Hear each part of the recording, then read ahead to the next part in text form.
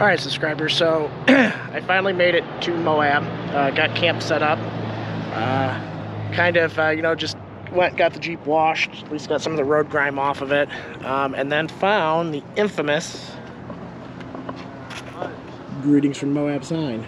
So the Moab Wrangler is back in Moab. That's pretty cool. Moab.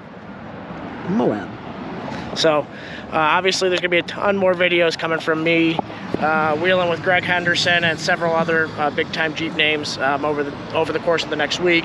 So continue to watch, like, subscribe, support our YouTube channel, Between Two Jeeps. Jonathan's also gonna have some content going on there this week from the meet and greet in Ohio.